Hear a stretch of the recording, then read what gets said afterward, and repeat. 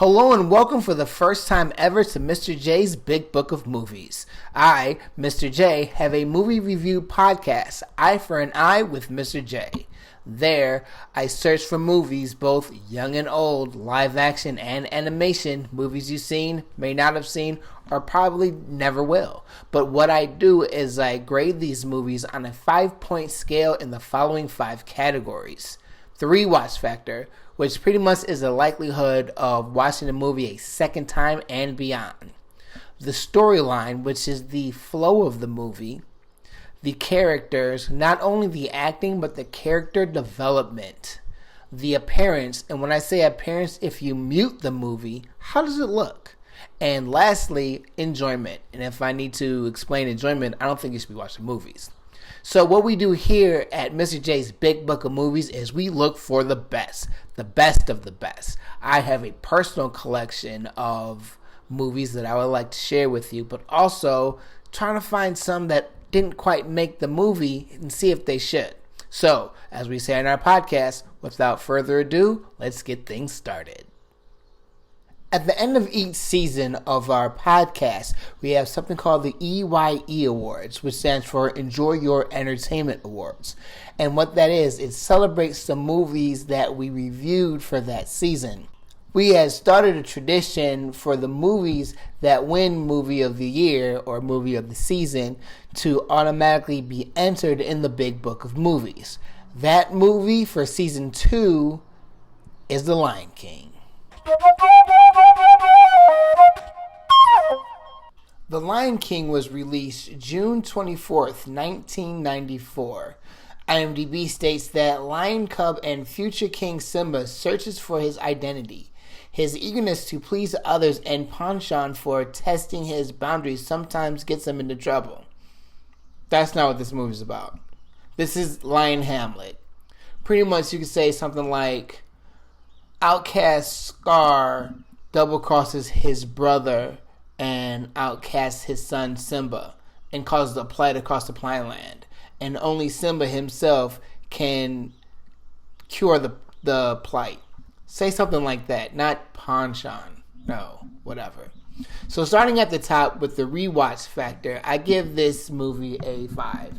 It's The Lion King. There's not much that needs to be said about this movie. You could pop it in, watch it, any given time of the movie, beginning to end. It's one of those movies that you could jump in at any given time. So with the fact that, it's easily, you can watch it very easily. There's no doubt about that. Next is the storyline. And like I said, this is basically Lion Hamlet. I can't, and I love how they were able to, quote unquote, dumb it down for children. And there's also a lot of things that went over kids' heads. And there's, as an adult, there's a lot of things we appreciated that it's just not all fun and games. And there are some very adult things in this movie. But the storyline, and whenever I give something a 5, I say this is Academy Award material. 1995, this should have been the first movie to win the Academy Award for Best Animated Feature. But that didn't happen until 2001. And, hey, I have no control over that. But this movie should definitely receive props for a storyline.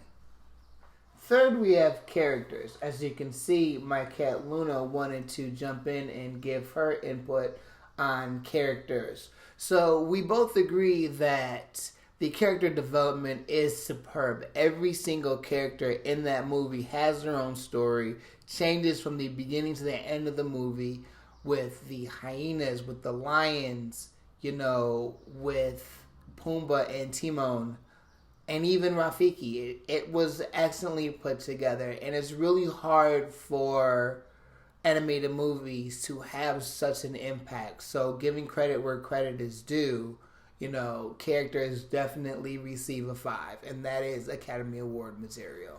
The appearance in this movie is stellar. When they combine, this is around the time they first started combining CGI and hand-drawn animation, and it was executed beautifully. I mean, the water buffalo scene, that's it. This is what we've been waiting for. This is what we want to see. This is the transition that we've been waiting for. just throughout the entire movie, it's flawless. I can't even remember one flaw about this movie, except maybe the dust that flies up when Simba lays down. But that's really splitting hairs. But you cannot deny the crispness of this movie. And last but not least, we have enjoyment. You enjoyed this movie. Everyone enjoys this movie. This is probably the only Disney movie where I know more than one song from this movie. You know every song. And you just have fun with it no matter how old you are. 9 or 99. You're still going to have a lot of fun with this movie. And I truly feel that if there's an animated movie Hall of Fame, that this is going to be top 5. Not even top 10, top 5. I would even help it fight for top 3. So I hope to see more movies like this from Disney. This is one of the movies I do talk about how Disney, started going from the actual characters singing to having the actual artist sing, like in Tarzan. And then they seem to be going back to the whole character singing. I don't think it's working right now, but this is definitely a movie where it worked. It worked very well, and you cannot deny the fact that it worked. So with that being said, we get to grade the movies. So what we do is we add up the 5 main categories, and that equals a score, and that score equals a grade. So with the rewatch factor being a 5, storyline being a 5, characters being a 5, appearance being a 5, and enjoyment being a 5, that equals a 25. And that 25 equals an A, and that's the highest grade a movie can be.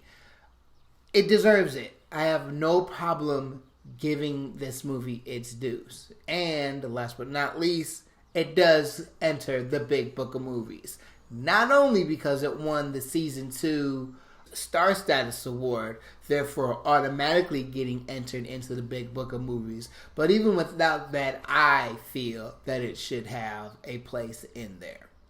Thank you guys for coming by today. I post my shows every Saturday, so I hope I'll see you guys in a week. You could visit our Facebook fan page at EyeForMrJ, our Twitter account at EyeForMrJ, spelled just like our podcast. And in all cases, leaving comments or requests, always use the hashtag EyeForMrJ. I had a great time with you guys, and the most important thing, keep the batteries in your remotes fully charged. Catch you guys next week. Peace!